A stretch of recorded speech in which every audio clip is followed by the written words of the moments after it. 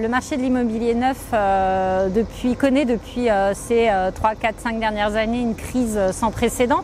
On l'a déjà de nombreuses fois évoqué. Et en 2024, on pourrait considérer qu'il y a eu deux périodes importantes.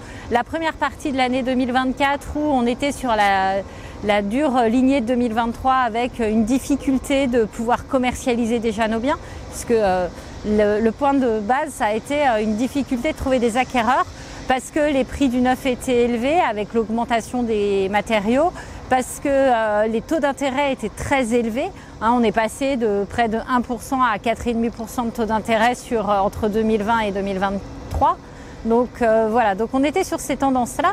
On a eu la fin du premier semestre avec une véritable instabilité politique française, avec la dissolution de l'Assemblée nationale, donc qui nous a arrêté complètement le métier.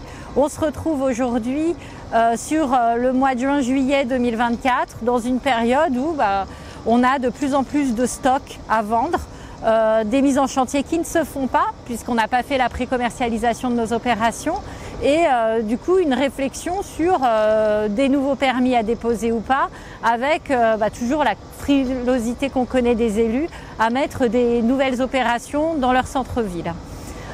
L'été passe, sur l'été 2024, il y a quand même une amorce de la baisse des taux d'intérêt qui apporte une légère embellie sur l'automne. Et c'est très marqué, c'est-à-dire qu'on peut constater que c'est sur les 4 derniers mois de l'année que le chiffre de vente de logements s'est amélioré. Et finalement, on a une année 2024 qui est bien meilleure que 2023 en termes de commercialisation et qui nous a redonné un nouveau souffle. Du coup, voilà, on termine l'année 2024 plutôt en demi-teinte avec un début d'année très difficile et une fin d'année qui est plutôt qui laisse présager un retour à de meilleurs auspices. Début 2025, on a une continuité de la baisse des taux d'intérêt et c'est flagrant. On a une banque qui a annoncé des taux à 2,99. Aujourd'hui, on a des clients qui viennent dans nos agences acheter des biens neufs, qui se posent la question et qui peuvent aujourd'hui retrouver du financement.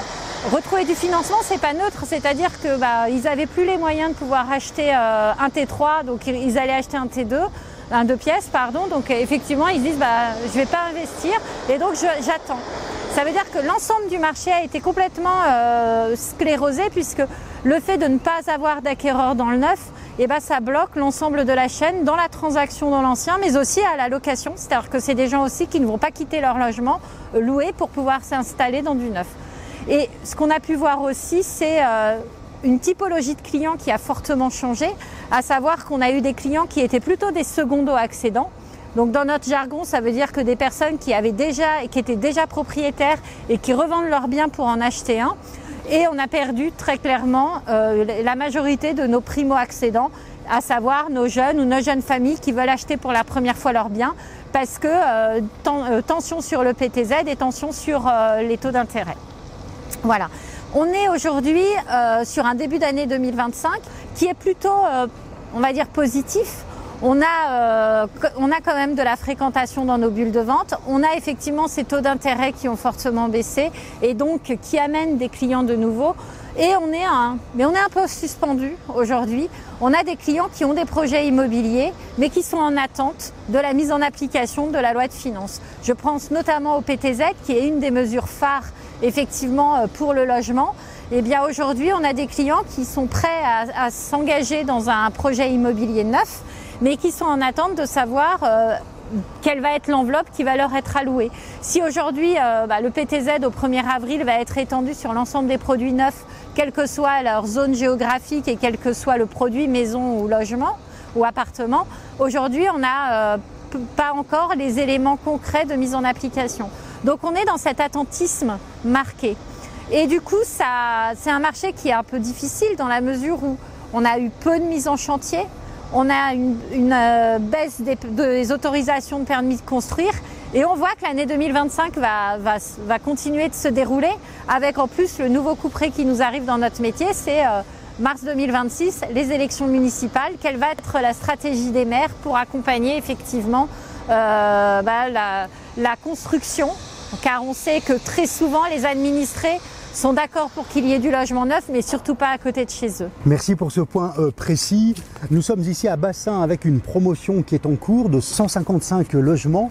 Il y a quand même donc de l'activité dans la construction. On peut dire que certes, il y a la crise du logement, des parcours résidentiels difficiles, mais votre activité en tant que promoteur continue quand même.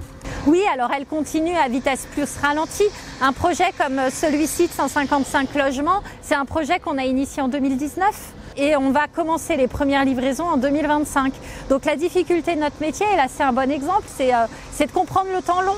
C'est-à-dire que ce qu'on n'a pas déposé en permis en 2023 pendant la pleine crise et 2024, ce qu'on n'a pas mis en chantier en 2024 puisqu'on n'a pas déposé les permis en 2023, et ben ce sont des manques de logement puisqu'on aura moins de livraisons sur 2026-2027.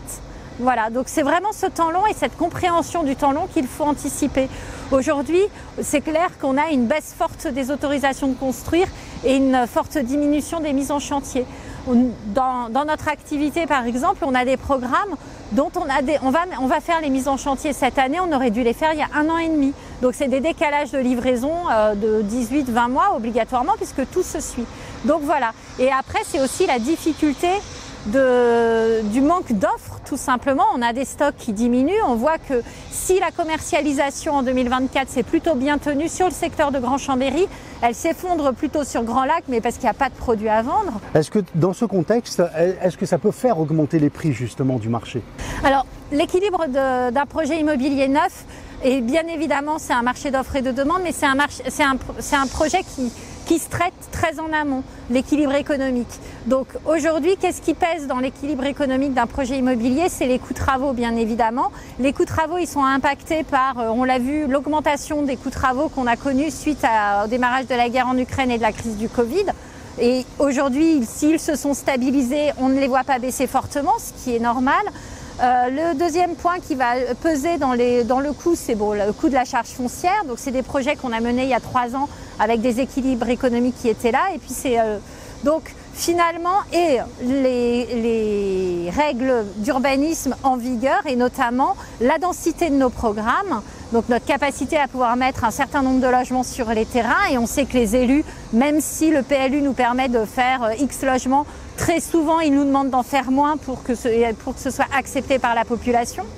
Et le dernier point, c'est effectivement les normes environnementales principales que l'on doit mettre. Et on sait qu'aujourd'hui, un nouveau projet dont on va déposer le permis de construire, on va être en RE 2020 seuil 2025, c'est-à-dire avec des contraintes environnementales importantes qui obligent effectivement à mettre des matériaux biosourcés, à faire attention, ce qui est très bien pour l'environnement et c'est ce qu'il faut qu'on fasse, mais par contre qui ont un coût.